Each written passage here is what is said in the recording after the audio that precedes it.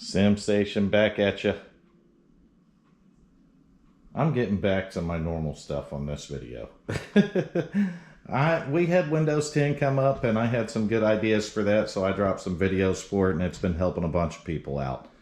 And I am really, really happy to see that. However, my OGs of the channel know what I like to do. That's right, budget builds. That's what we're doing today. I told you guys that I would do a more in-depth, step-by-step thing. So that's what I'm going to do. All the parts in front of you, only a couple of things are brand new. And I'm going to go ahead and point them out now. One of them's a $30 512 gig NVMe drive, SSD from Amazon. That's brand new. And of course my $28 Cooler Master Hyper Evo 212 CPU cooler. So that is also brand new. It'll give it a little RGB in there. We're going with black fans on this build, and I'm going to tell you why. As we break this down, I got a couple of new ones, or not new ones, but like new ones here in a Ziploc bag. Come from another purchase of stuff, right? And of course, I got 3 others here, so we should be able to put the fans together we need. We can fit 2 in the front, 2 on the top, and that ought to be good for that, okay? So I wanted to point that out. This had Cooler Master RGB fans and the whole ecosystem for it. But I figured I could find something better for these fans in that ecosystem. Put it in one of the better builds because we have the bottom of the barrel case. This is the case that has the... I got it tore down, and when you do your budget build, you should do this too. Because you're going to want to put fans in or do whatever you need to do. But we have a crack right here in the side panel. I'm sure you can see that right through there. It's almost all the way down it. And we're not going to worry about it because it's a budget build, right? And then I noticed when I was taking stickers off the front of this, that there's also a crack in that front panel there. So not ideal, right? Not ideal, but it'll work for a budget build. And that's what this is. It's nothing more than that, okay? We have the motherboard complete with 16 gigs of unmatched memory. As long as it matches in speed, that's all that matters. This has the i7-4770. This motherboard for me it come out of a customer's PC that had taken a terrible fall, and you've seen the videos on that, and I may even link it. But we had an issue with the board after that, and after I let the board sit, it must have dried out, and now it's working properly again.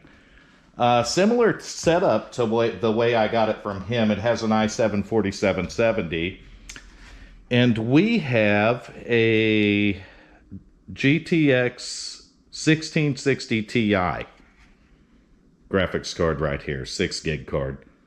So that's what's going to go in this build. 750 watt Thermaltake power supply is overkill, just so you know. We're using it because it doesn't have any other connections with it. So we only have one. We have no SATA ports, no SATA connections on it.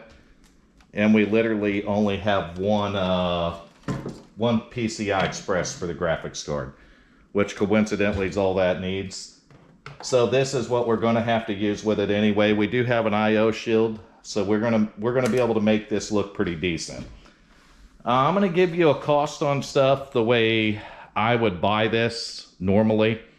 A lot of this stuff I had on hand from other purchases. But if you have to go out and buy it, it's going to be a little bit different, right? So I bought the graphics card off a marketplace, and I ended up giving $60 for it. So we have $60 in that graphics card. We have $30 in that.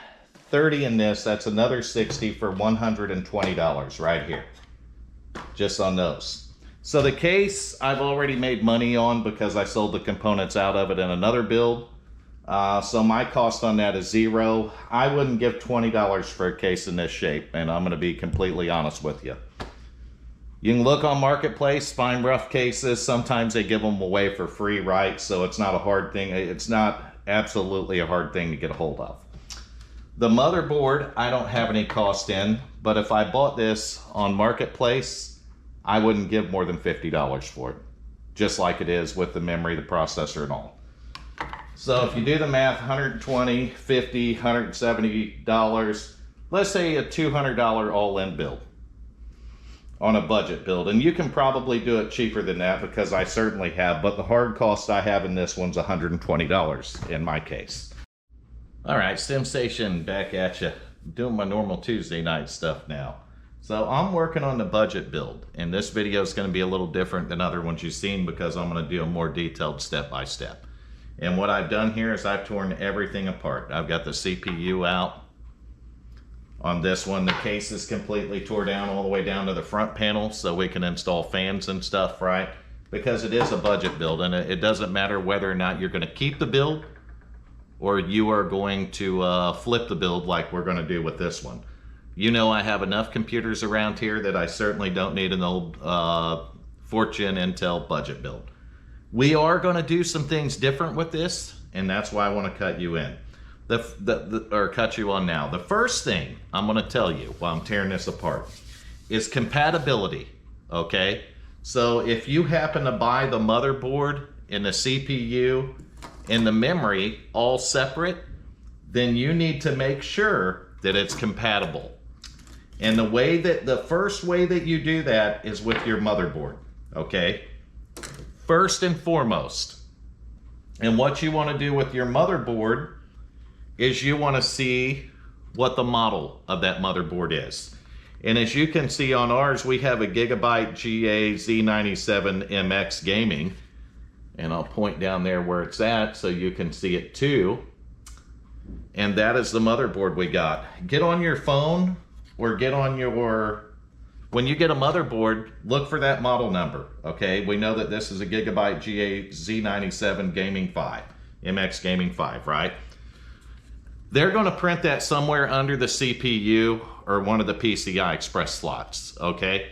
So if you go on and check this board, for example, this is going to tell us that we support 4th Gen Intel processors, like the i7-4770 that we're going to use in this case, or 4790, and we also support NVMe boot drive right here, or M.2.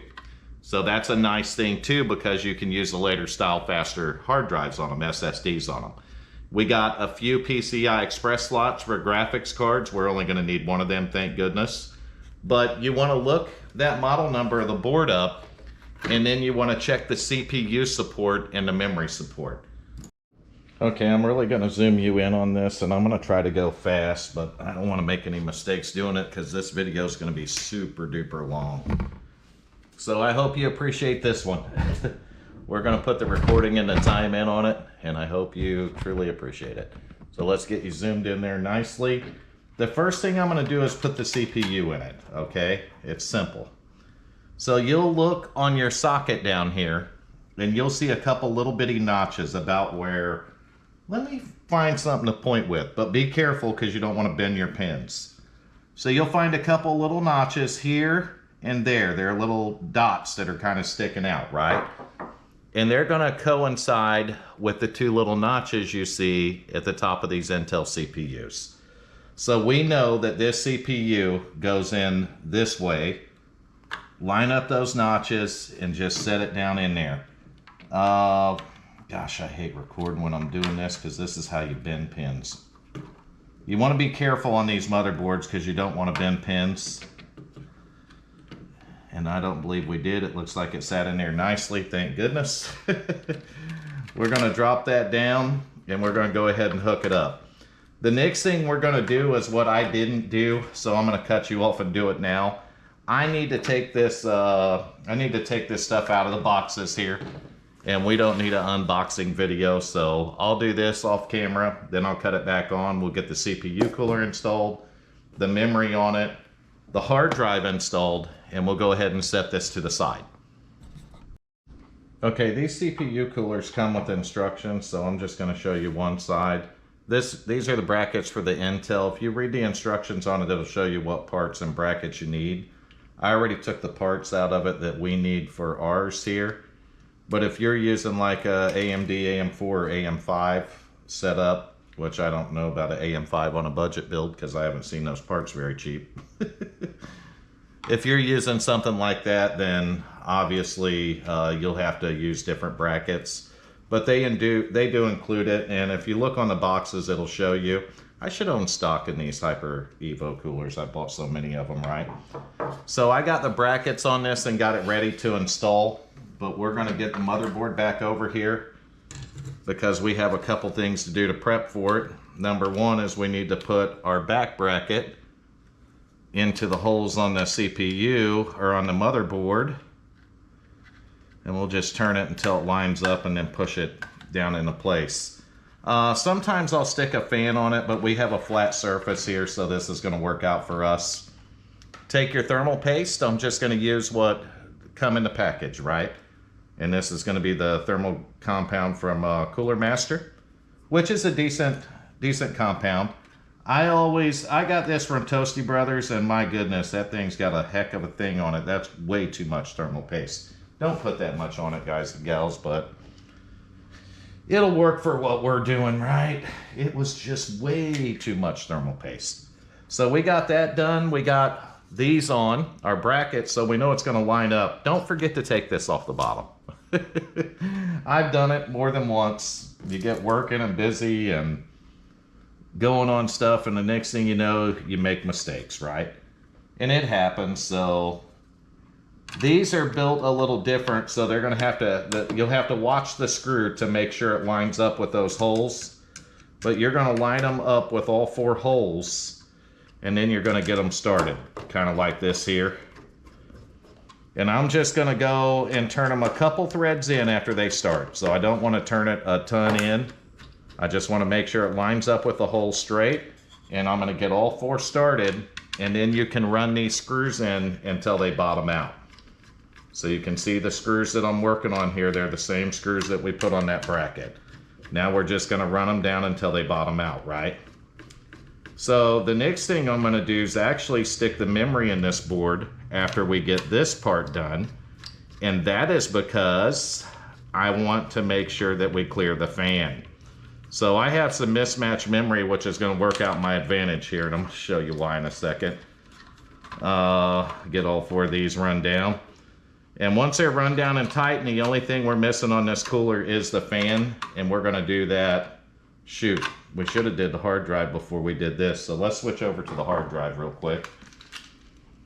And I'll have to cut you off and likely go get another screwdriver. I already took this basically out of the package. The only 2 things I need from here is the hard drive and the screw, because we're going to need the screw on the motherboard. So the hard drive, the NVMe drive, just slots right into this little M.2 slot on the motherboard.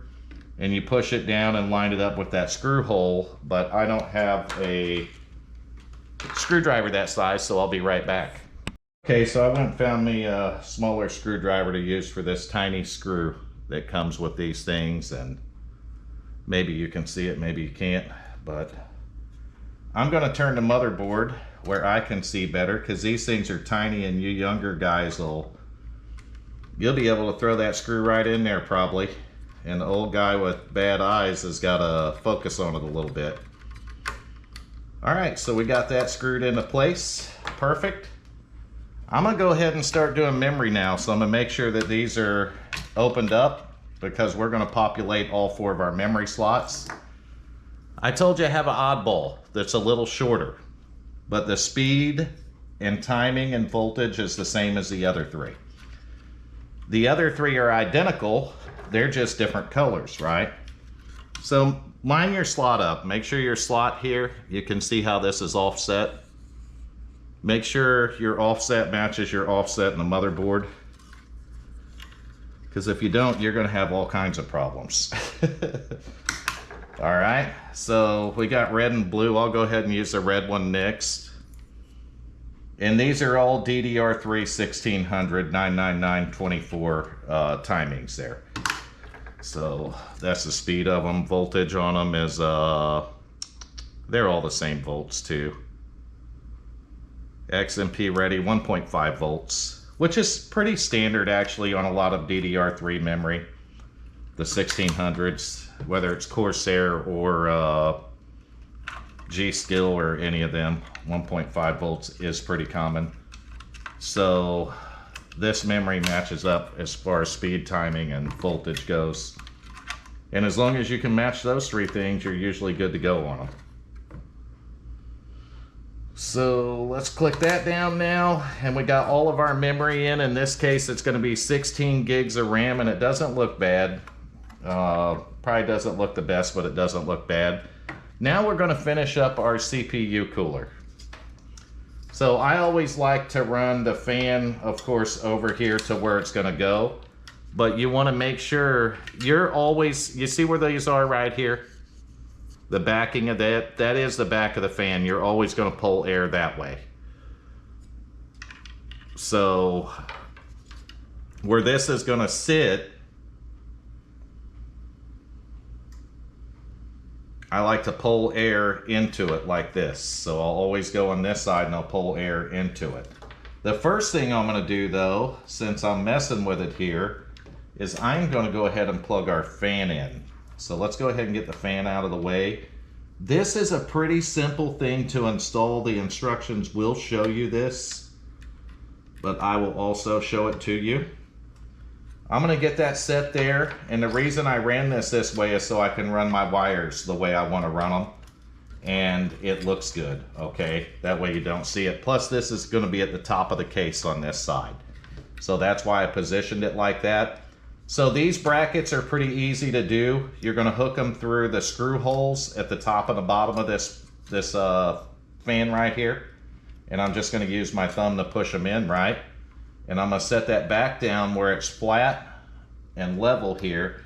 And then you're just going to clip it back into the fan. So you'll see that more on this side. Same thing. Start them in those two holes right there. Pull them through top and bottom. And then pull it back until it just locks into the fan right there. Okay, here's our case, just a cheap generic case, right?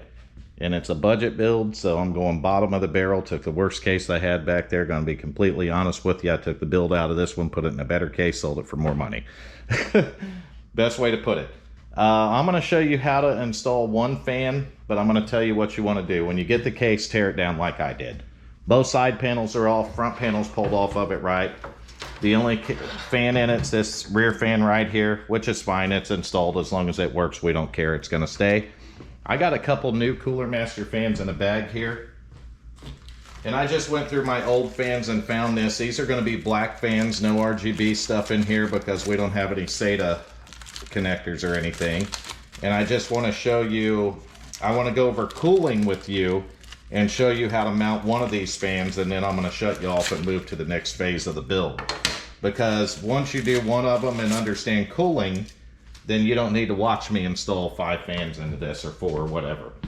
Alright, so here's a 120 millimeter Cooler Master cooling fan. That thing looks brand spanking new, and it probably is. He probably replaced these off another build for RGB fans the guy bought them from. So here's your 120 millimeter fan. Works just like the CPU cooler.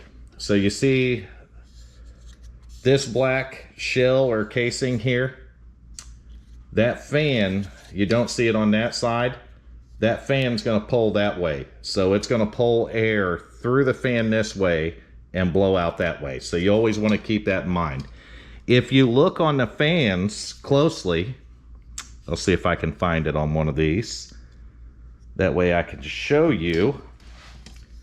But sometimes there's directional arrows on them. I don't use, once you learn that the fan, that's the back of the fan, and it's always going to pull air towards the back of the fan. Once you know that, you don't have to worry about it no more. So when you're cooling, here's what I like to do. Since we have an option to put fans on the top of this, and we have options to put a couple fans on the front, I'm going to take and use the front fans as intake. The top fans and the back fan are all going to be exhaust. So we're going to intake the cool air in the front here, and we're going to exhaust the hot air out of the top of it and out of the back of the case. So that's how this is going to go. I need to clean this case up a little bit too. But before I do that, I'm going to show you how to mount said cooling fan. And that way,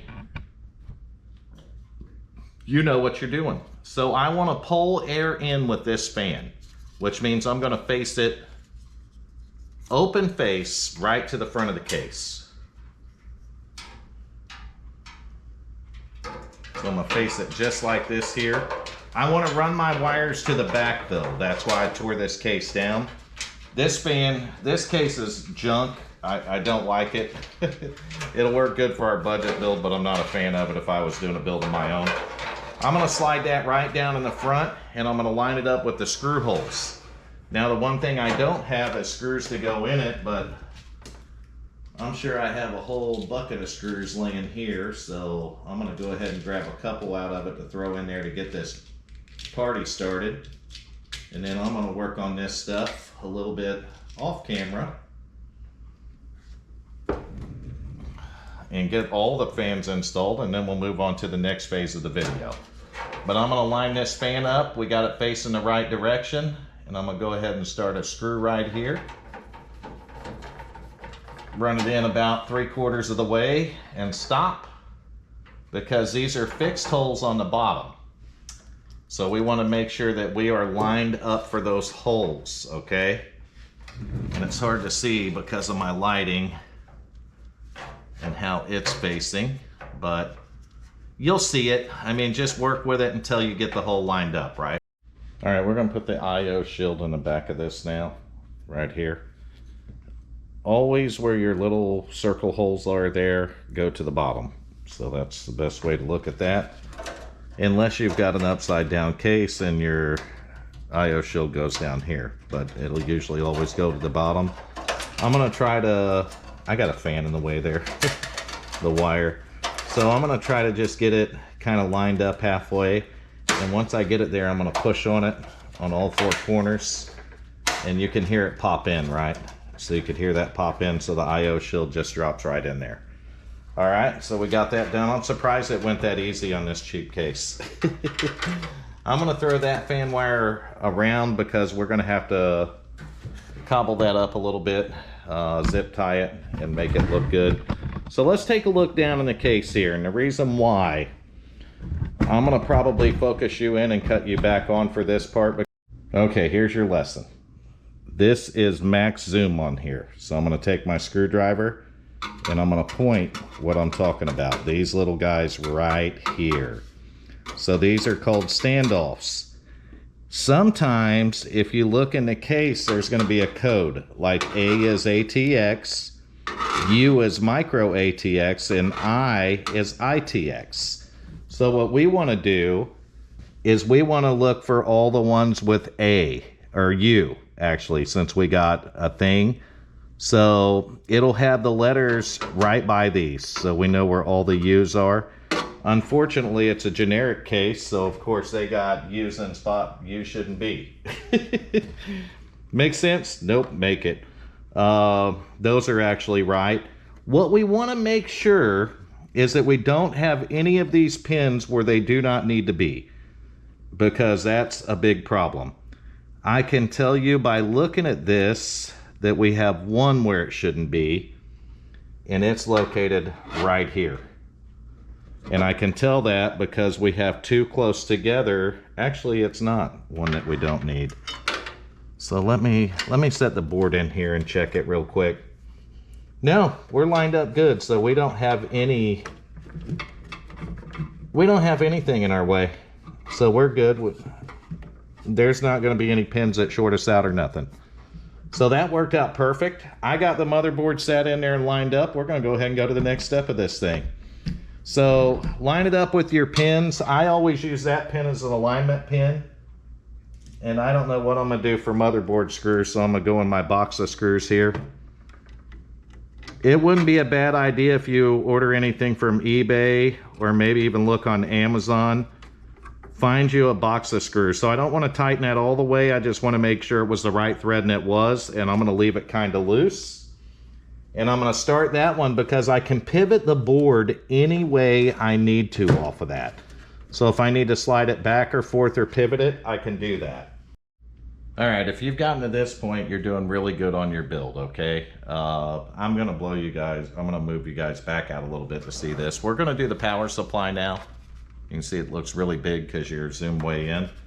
It's going to mount on the bottom of this case in this basement down here, which is nice, but what I don't like is we can't run our CPU power up here. There's a hole there, but there's no way it's going to fit through there and get over top of the motherboard. I'll look at it again, but I just don't think it's going to happen.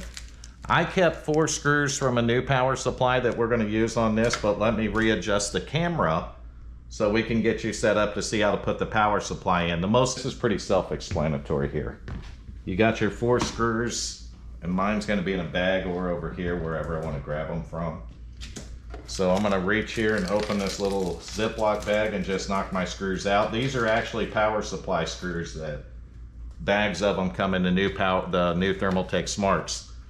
I'm going to put the fan to the bottom because we have a screen down here and the case is vented for it. So I'm just going to run the fan right in the bottom like this.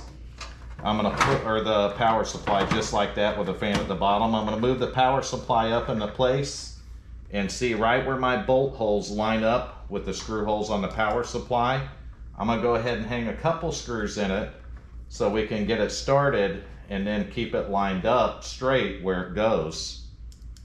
And then we'll be able to bolt this power supply the rest of the way in.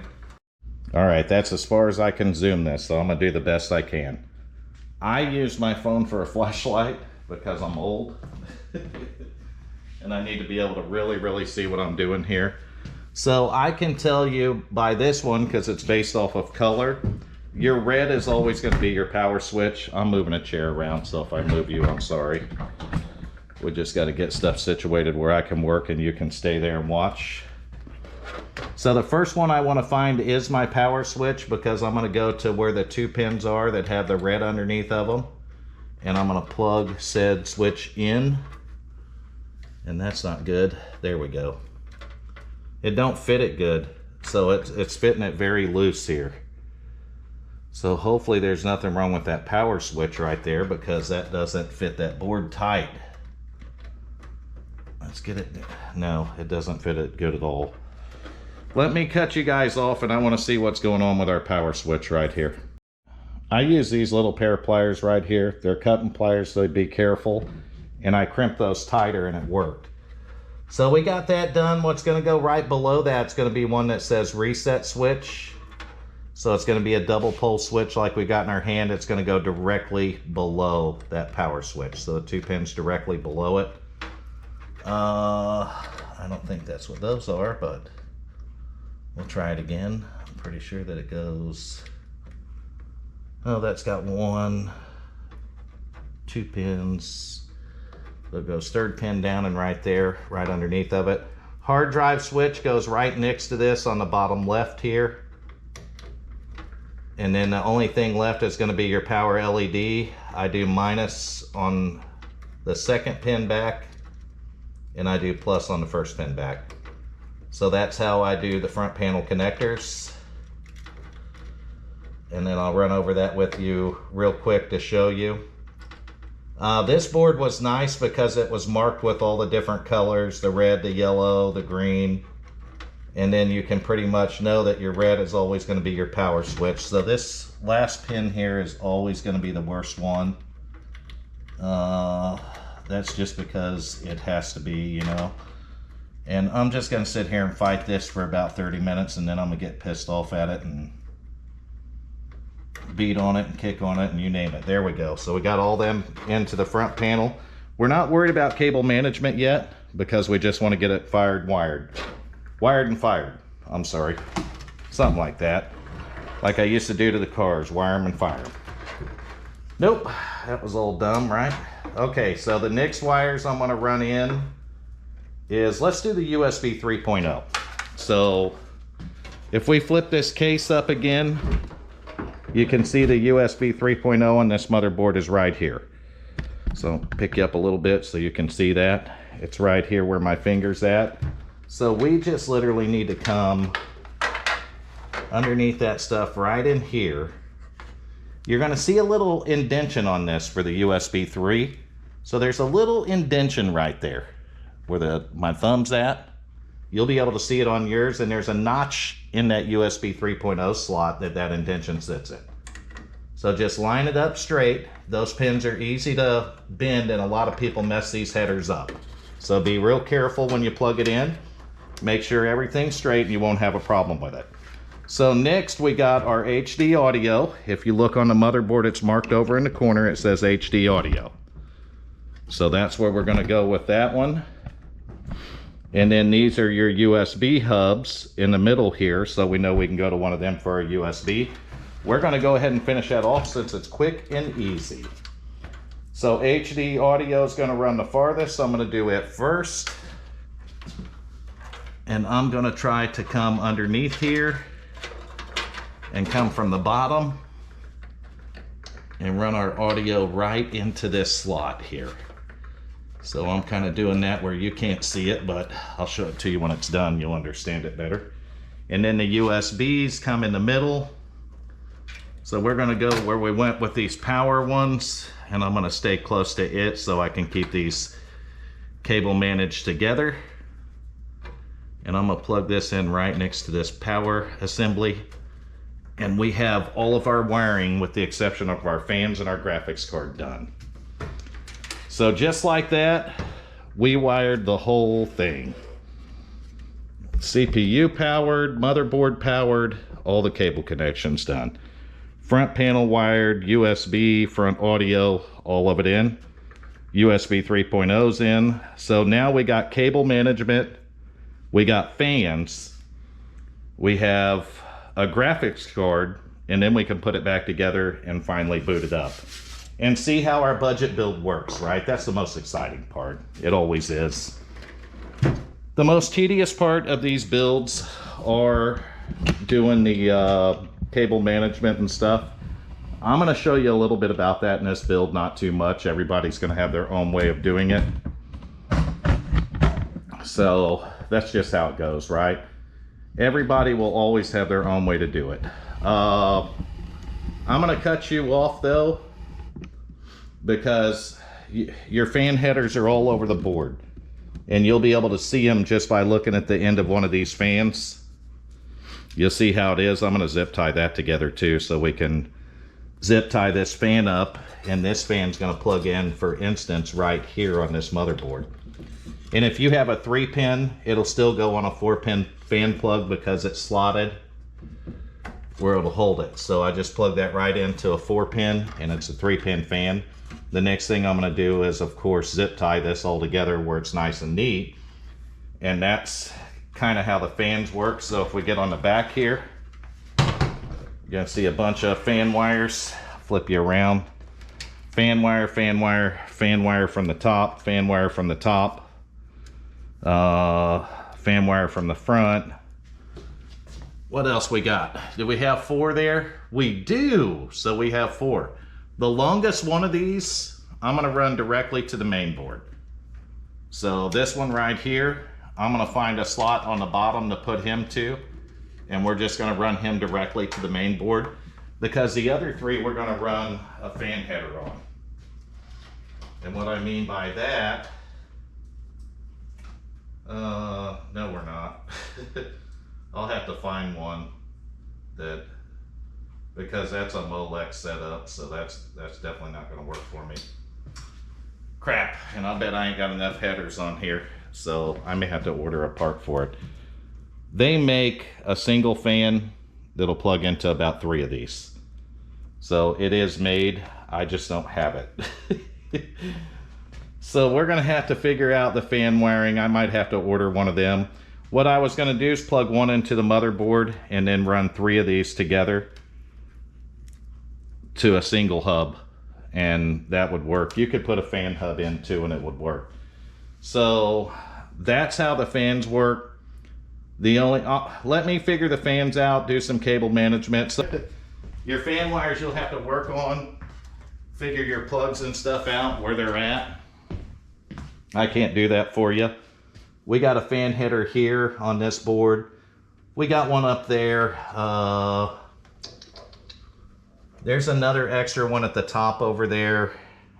So that's about it. I've got about 3 fans that I can probably figure out how to plug in. I'm just going to take the slot of this. You can see it's notched, and you know that these are going to go towards the front, right? So just set it in, line it up to your first slot, and push it down nice and firm, just like so. And then line your screw holes up after you do that. And it's going to take a couple of screws, and I'll show them to you in a second. We'll just use silver because that's what's in the case anyway. And they're going to look just like this guy. So I'm going to go right here, and I'm going to start the first one. I'm not even going to tighten it all the way down before I go down there and start that second one. And we're going to do it just like this. And I'll tell you what, we got not too bad of a budget build going on here. So we got to plug this graphics card in. This is only going to take one 8-pin connector, which coincidentally is good because that's all I got.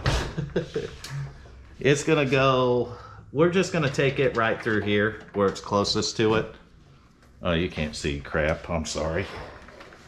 I just took it where it was going to come out close to the graphics card. I'm going to try to slide that 2-pin back on that 8-pin right there, like so. And then we're just going to reach over and plug it right into the slot on the graphics card since it's bolted in, and we can press on it a little bit. So that's going to do it for that. And your build is ready now. I mean, we're ready to take it back, get it on the workbench and boot it. But again, do your fans first. So they make adapters, and if you're using RGB, you're going to have a hub for this. I don't. So I'm not going to get all my fans hooked up yet, because I'm going to look through my stash and see what I have. And right now, I'm just going to try to find headers on the motherboard for it. So I'm going to work on doing that. We'll get the side panels back on this, a little bit more tidying and cable management done. And then your favorite part. We're going to load Linux on it and get it ready for sale. So the next time you see it, we'll have some fans hooked up. We'll have the cable management done. The panels will be back on, and it'll be back there, and we'll be loading Linux on it. I'm excited. All right, we'll try that again. If you got this far on your build, give yourself a pat on the back because you did it. You got it built.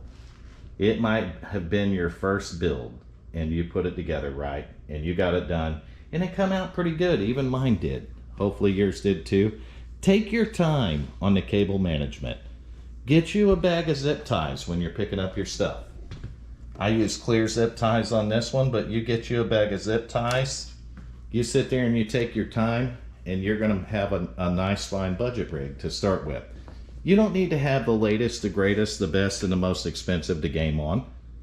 No, you just need to know how to put the right parts together to build you a very good budget rig and have fun on it. That's what it's all about.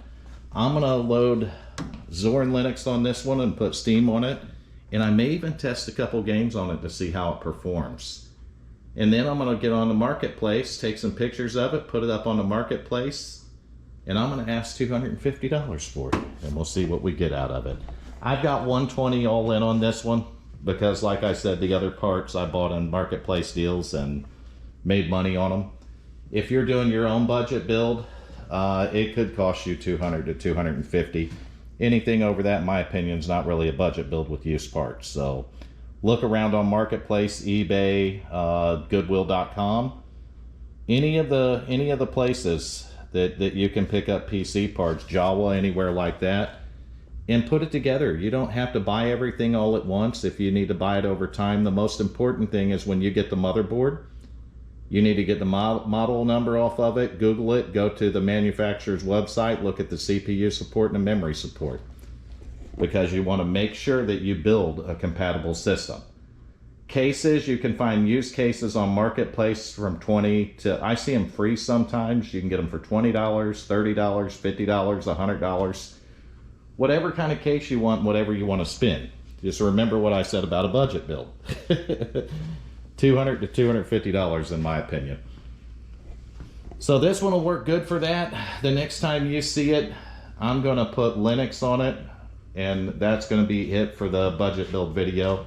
I don't think I'm going to use this video to test it on games, honestly, because I need to get it ready to go out the door. That's what it's all about for me. Get it for sale, get it out the door, and then we'll see if we can get some Linux, or yeah, some Linux sold on some of these PCs. But hang tight, we'll get Linux put on it. We'll check it over a little bit, make sure it works okay. And that'll be it for the video. I'll do the closeout. But let's hook it up first and let's make sure what we built together here fires up, right?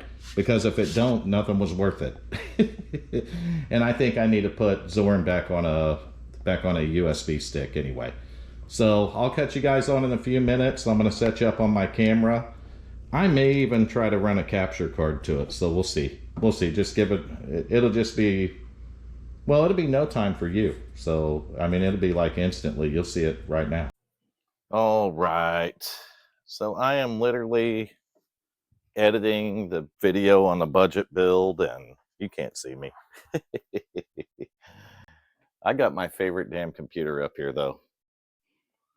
You guys are going to learn what that is pretty soon because another video is coming on it. But this is my favorite one. I'm fired up. But you won't see it because it's got a surprise operating system on it.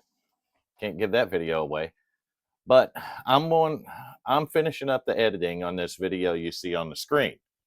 And it is a step-by-step tutorial for a budget build. Okay? Hopefully you like that and appreciate it because I'm putting some time in it. And it's a lot of editing because there was a lot of recording.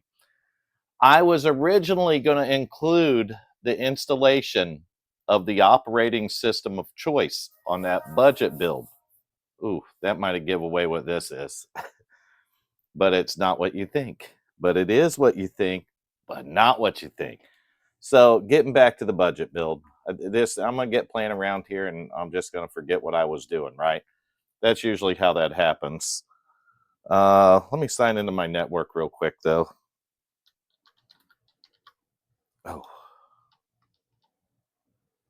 I almost forgot how to do it. Here we go. All right, so back to the budget build. The Zorin OS took too long. So when I put all of that in there, it was way too long of a video. And if I'm going to do a step-by-step, I can't cut a lot out, guys and gals. I need to be able to show you exactly what I'm doing. I went over this pretty well, and hopefully I didn't miss anything in the video. But I'm going to try to edit it out where it comes out where it's not too long, but it is going to be a longer video than normal, probably around an hour when I'm done.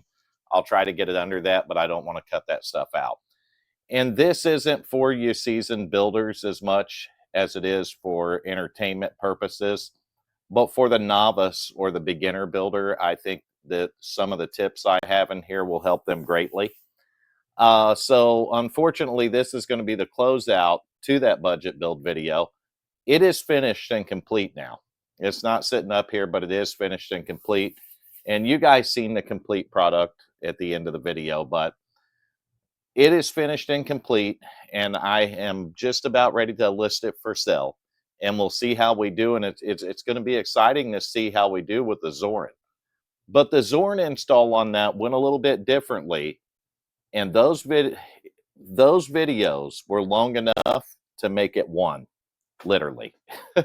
So the Zorin install will be on a separate video than a budget build, but the budget build is complete. I was able to do some bench testing and stuff on it, and I'm very happy with it. It come out really good, just like I expected, with a 4770K, 16 gigs of RAM, 512 gig NVMe, and a GTX 1660 Ti. So I was able to get that done and finished up, and this is going to be the closeout for it. So like, comment, subscribe.